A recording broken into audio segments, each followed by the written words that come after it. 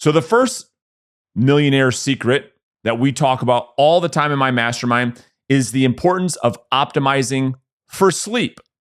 And it's like one of the most underrated things that most people just aren't talking about. But when you look at elite performers, top income earners, we optimize for sleep. So much so that a lot of us have some type of sleep optimization mechanism, like an Oura ring or something of that nature. And we talk about it. We show the results. And so you can see this on screen where we track it. We have a sleep tracker. We're tracking the quality of sleep, the time of sleep, the total time awake, in REM, light sleep, deep sleep, etc. And we prioritize sleep. Why? Well, we know that it's probably the most important factor when it comes to your health and productivity. And again, why people don't focus on the most important thing, it baffles me. So we talk a lot about inside of our group, the type of pillow we use, the temperature that we keep our room at. How do we optimize to get the greatest sleep? Because we know this is the most underrated success hack of all time. And so in our group, we talk a lot about following a schedule. The body responds the best when it has a schedule. So we talk about going to sleep at the same time every single day, not just Monday through Friday, and then all hell breaks loose on the weekend. We talk about waking up at the same time every single day so that the body can get into rhythm, so that during our waking hours, during our peak performance time, we can be at our best. We can get the best results. Now, for people that are okay with mediocrity, they're already poo-pooing this. Oh, sleep, come on, that's not a big deal. I can already... Listen, this is for people that want to be elite. I didn't say this video was for the average Joe. I said this is for people that are earning a net income of $1 million or more. And so I'm sharing the insights of the conversations we have. Number 2, accountability and visibility. Now, let's talk about both of these. So when we talk about accountability, inside of our mastermind, there's real high levels of accountability. In other words, there is a price to pay for not doing what you said you were going to do. And so in our group, there's a $1,000 penalty for every time you fail to show proof that you've done what you said you were going to do. It's all about following through on your commitments. That is what accountability is. It's to follow through on your commitments long after the excitement has left to when you made that commitment. It's easy to commit to something when you're excited, when something's new. But commitment is something that is long-term. And so most people say they want accountability. Most people pretend like they want accountability until it's time to be held accountable, until it's time to write the check. And so what we do inside of our mastermind group is we write out $1,000 checks made out to different people inside the group. And depending on who your accountability partner is that quarter, if you fail to do the things that you said you were going to do, that person has full permission. We sign a contract to cash the check, no questions asked. And that's real accountability. And so I think about all the reasons as to why somebody wouldn't write the check, why somebody wouldn't want real accountability. It's because they know they're never going to do the thing. So let that be a lesson that if you're looking to get into an accountability partnership with somebody and they won't write you a financial check, you know that is concrete evidence that they're agreeing up front that they don't follow through. That would be the only reason why someone wouldn't write the check. Okay, that's accountability. Visibility. So We know that human beings perform much better when people are watching. So what we've done in our mastermind group is we've created an environment where we have visibility. That might be that we do certain activities on a Zoom together. That might mean that we show proof via a picture or a video of what it is that we are doing. But we've created a culture and an environment where we have people that are watching us, not because we need to be babysat, but because we know that we perform better, which is the idea. We know that if you were to do 10 push-ups by yourself in your living room, nobody watching, and then do the same 10 push-ups in the gym under the personal surveillance of a trainer, those 10 push-ups under surveillance are much better. The form is much better, the pace is much better, et cetera, et cetera. Human beings left on their own make bad choices, period. So we need to have visibility and we have to have accountability. Millionaire secret number 3, 10,000 steps per day outside. So one of the non-negotiables inside of our group, we talk about sending a picture. We send a picture of our MyFitnessPal at the end of every day showing the 10,000 steps that were walked and a picture of us outside. Well, why is this so important? Okay, if I was not into walking for a long time, but for the last couple of years I have, and it's literally everything on this list has changed my life, but this has made a huge impact in my personal productivity. If you feel like you're just lacking energy throughout the day, go on a walk outside. I promise everything changes. If you're feeling down, go on a walk outside. I promise you're going to get some positive energy. Your creativity, the amount of ideas that I have during walks is unexplainable.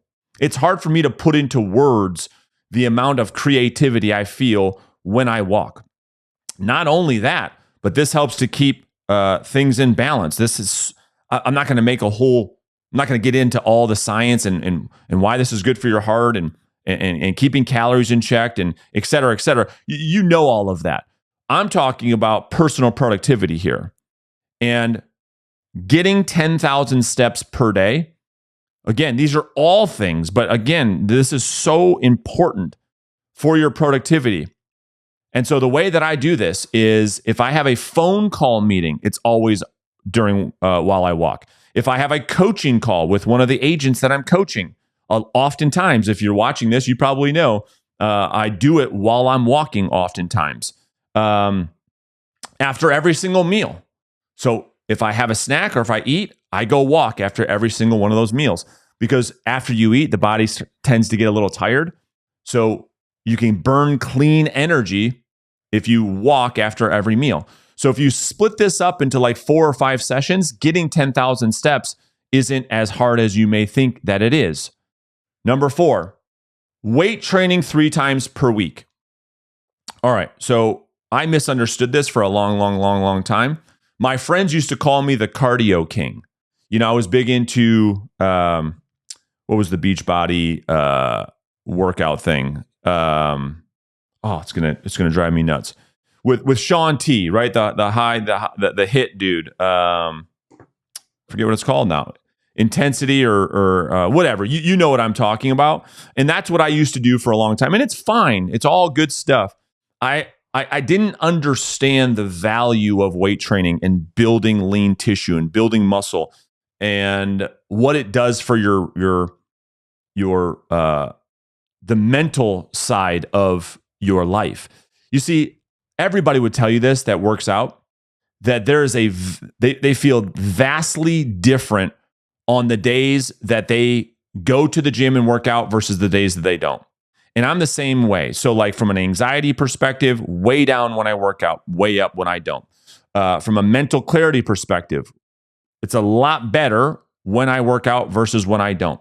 You see, if you've got body aches and things of that nature, you can't perform to your best. And when I mean by body aches, there's a difference between being sore after working out and body aches from not using your body, right? You've heard it 1,000 different times. You don't use it, you lose it. And so I know I have low back pain, seems like to be chronic for the last, 10 or 15 years. But when I work out, I have no lower back pain. The body is meant to work. That's what it's meant to do. And so there's so much upside to do this. So a minimum, the people inside of our mastermind group, we make sure that we lift weights. We do some type of resistance training 3 times per week. All right. Number 5, cold showers. I've talked about this for years. This has been something we've all adopted inside of our group. And here's yes, there's all kinds of research and studies on it, but this is what my personal experience has been. If I start my day through some type of discipline or some type of activity that is difficult, it makes the rest of my day seem easy. So I want to put myself in a position in the morning to have discipline, to have some, put myself in a position to do difficult things, to get myself in a mindset of doing difficult things. Just that is to do hard things. And if you've ever taken a cold shower, you come out of there feeling incredible. Yeah. Is it hard in there? Yes, it's difficult. But the whole time you're saying to yourself, okay, I can withstand the pain because I need a high pain threshold in order to create a big life.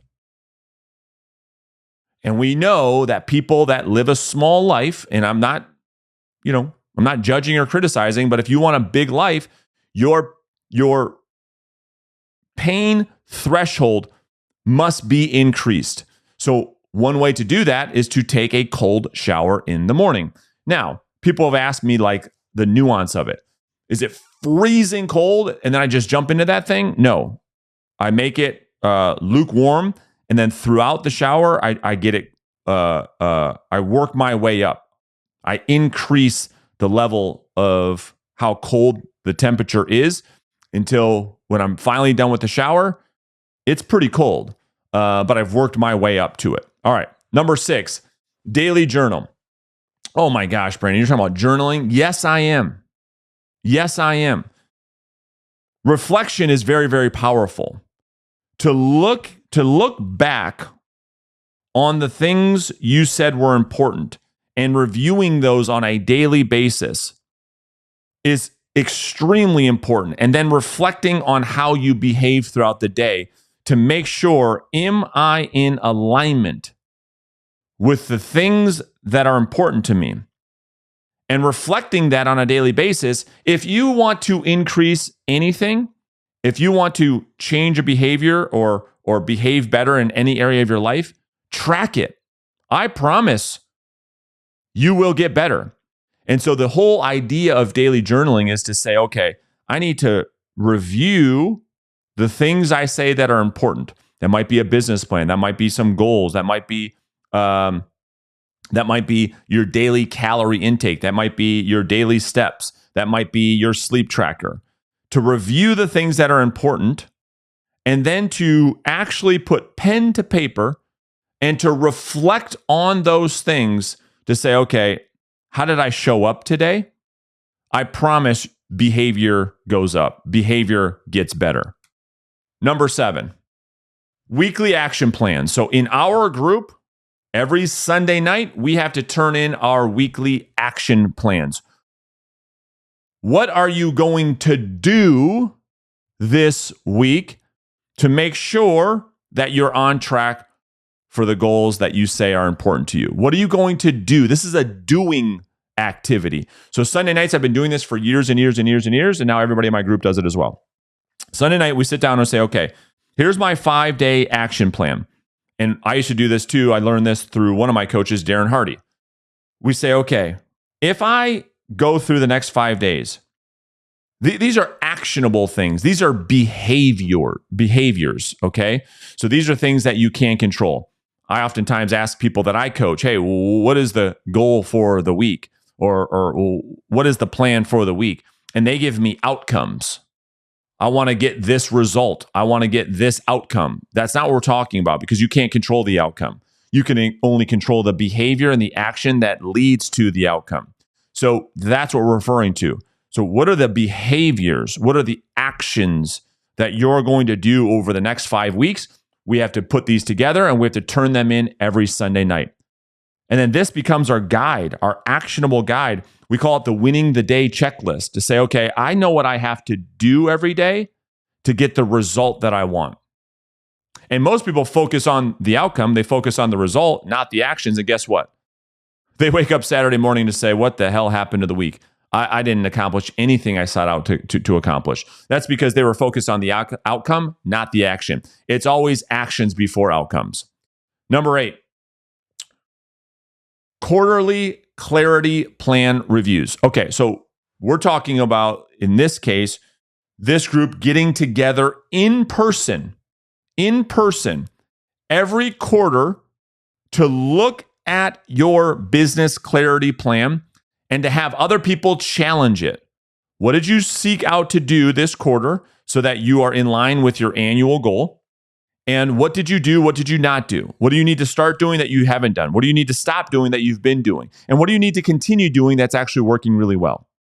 And so everybody presents their clarity plan every 90 days, and it gets challenged. We need to look at the P&L. We're going to talk a little bit about financials in just a second. We're going to look at the P&L. We're going to look at the actionable things. We're going to look at how did you perform over the last 90 days. And this serves as almost like a board of advisors where everybody comes together, shares their best practices, shares their wins, shares their pitfalls to avoid, shares what they've learned, and they present on their business clarity plan. Number 9, monthly financial audits. So in our mastermind group, there is nowhere to hide. You are turning in your P&L every single month. You're turning in your P&L every single month. And so you can keep track because it's not how much money you make, it's how much money you keep. And there's a lot of people out there that make a lot of money but keep very, very little. They on the outset, they seem rich, but in the inside, they're broke. And that's because they're not properly managing their finances, or they have a business model that is maybe too ego-based, where they're spending so much money on mass advertising or mass marketing, or they're buying so many leads. And yeah, they might be selling a lot of houses or generating a lot of revenue, but at the end of the day, there's no profit left. So inside of our group, we make sure that financially we are responsible, that we are financially and emotionally responsible for our business. So we share these monthly financial audits every month. Number 10, weekly chapter reviews. So inside of our world, right, these are people that are earning 7 figures or more. We are always learning. And one of the things that we do is we go through a book together. And we often text each other a lot more than just weekly. However, every week we break down the chapter. What was the learning? What are the actions that could be taken based on the learning? Because it's not mental masturbation. It isn't just consume information and do nothing with it. No, it's consuming information so that you can take action on that information. Otherwise, it is just mental masturbation. So we take a book that has actionable things that we can do inside of our business, and these are the books that we focus on. All right. I've made videos about the best books that have helped me the most in business. If you guys want, I can update that list. All right. And then number 11, the daily download. So this is really simple, but it's super powerful. This is how to start the day. After you've gone to the gym, after you've done your cold shower, after you've done some reflection and some journaling, this is us jumping on a Zoom every single day to say, okay, here are my intentions for the day. Here are my wins for yesterday. Here's what I'm committed to doing today. And it's not this long, drawn out thing. This is just to create discipline and structure to the day, to get yourself in the room with high achievers, to say, all right, this is what we've got to do today. This is what I am going to do today. And then there's the accountability and visibility measures throughout the day that I talked about earlier in the video to make sure that you're on track. All right. So the point of this entire thing of me sharing this with you is oftentimes people are talking about tactics, strategies. They don't talk about the things that actually create success, which is character. Because I don't care what the tactic or strategy is that you think you're going to use to create success. If you don't have the right behaviors, the right character traits enough to act on those strategies, to actually do the tactics, you're never going to get the result that you want. So I share these things to maybe you can set up your own mastermind group and start creating a world where you're surrounded with a moat. You build a moat around you of people to help you to achieve the things that you find most important.